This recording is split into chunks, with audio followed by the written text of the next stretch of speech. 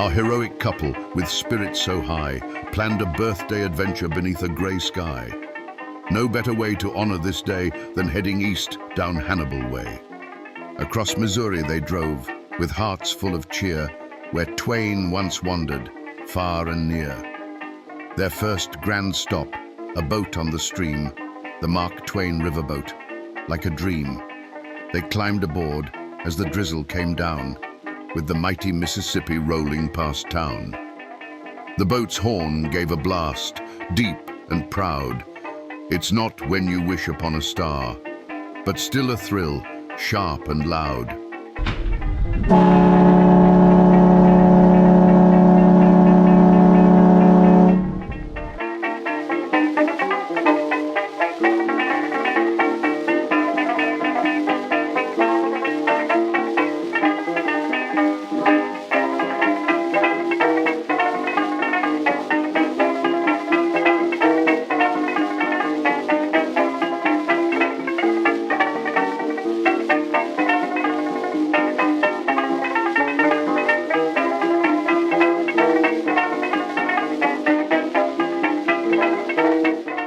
Inside they found seats, warm, dry and fed, with a decent meal laid out ahead.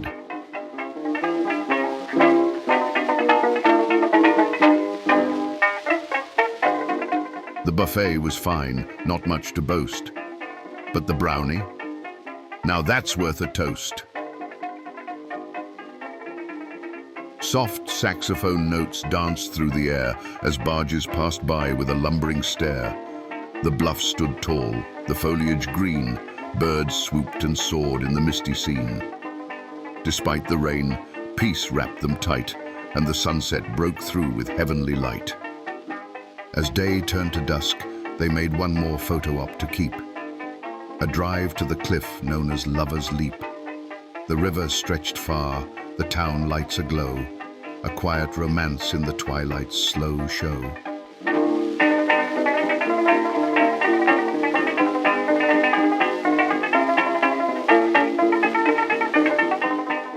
That night, just steps from the famous white fence, they checked in to stay. Oh, the ambience was dense.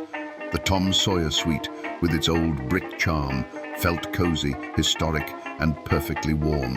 A squishy soft bed, the blankets just right, made it a snug and memorable night.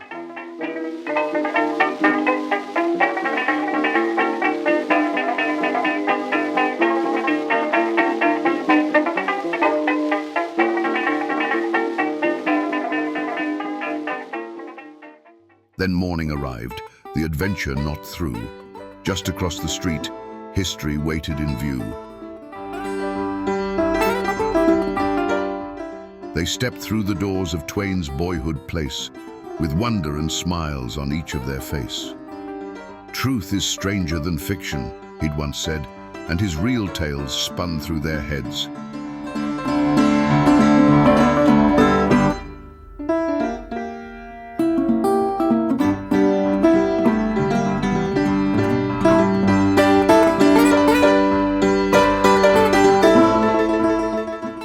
Samuel Clemens in 1835, his words still echo, his stories alive.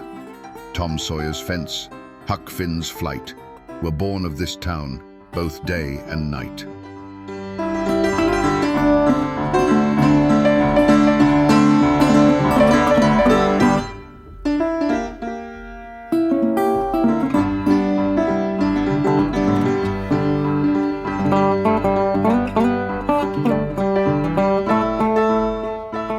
Tom Blankenship, the real friend wild and thin, lived on in books as Huck, forever his twin.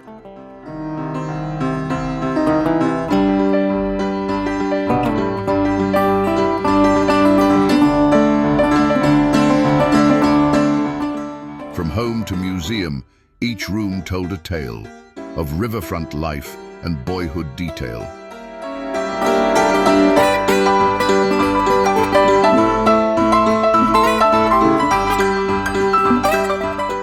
The real-life Laura, Twain's crush, became Sweet Becky T, while Petersburg was Hannibal by the Mississippi.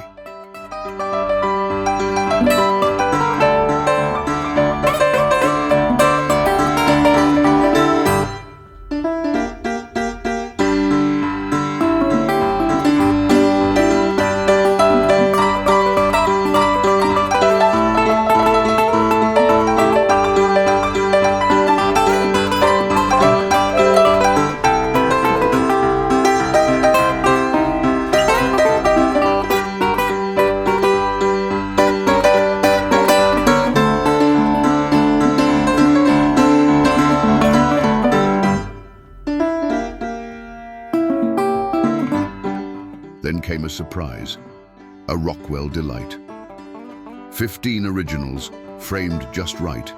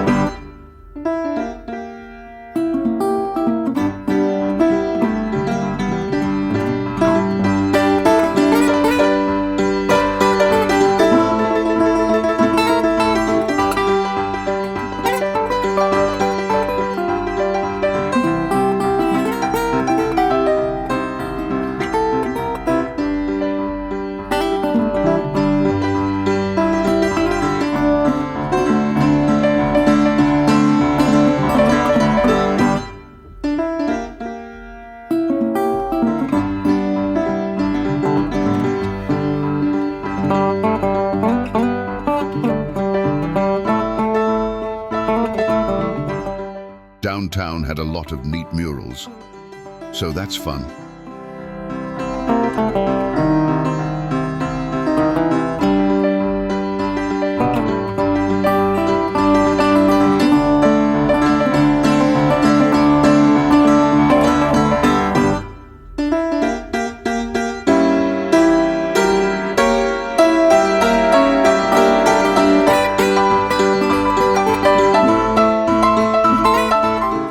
A great way to mark a birthday, the river, the law, to Twain's old haunts and discoveries galore, to brownies and bluffs and sunsets that glow.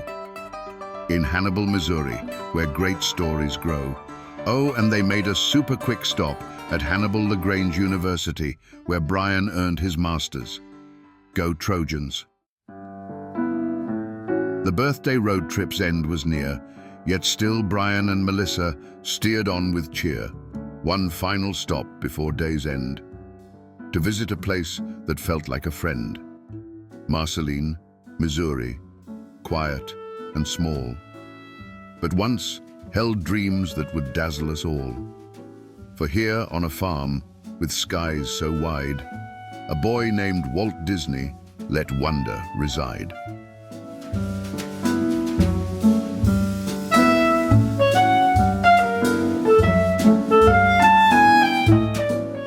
Long before kingdoms and films on a screen, he raced through the pastures of sweet Marceline, where barns stood tall and ideas ran free, and mice had no voice, yet danced in his glee. That little town with quiet streets inspired the Disneyland first grand front piece.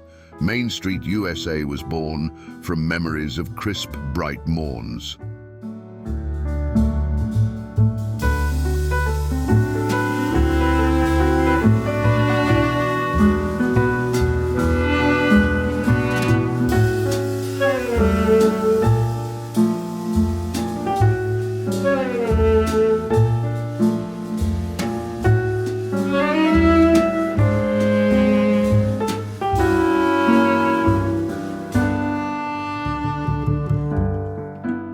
If you want to be technical, the couple's first trip to Marceline was not here, but at sea, on the Disney Wish.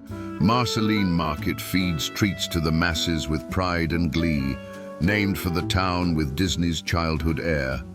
The buffet provides appetizers for the real town's charming flair, from savory feasts to sweet treats to make you scream.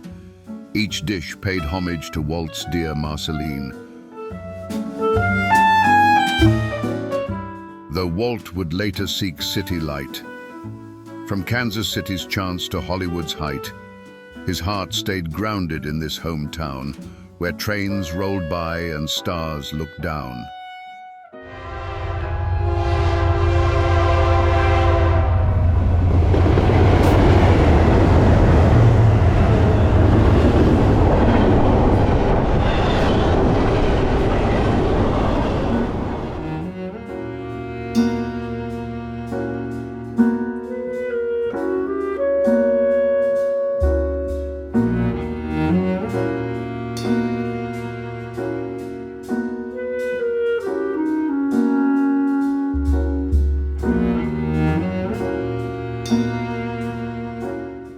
Walt gave back what his home once gave.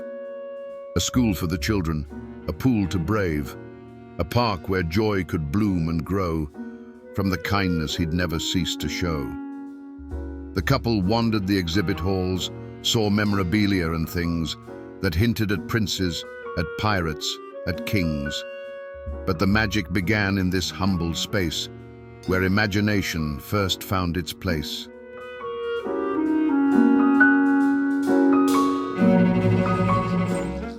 Melissa smiled. It's surreal to stand where castles were born from farmland. Brian just nodded, eyes misted with grace, as Walt's young spirit filled the place.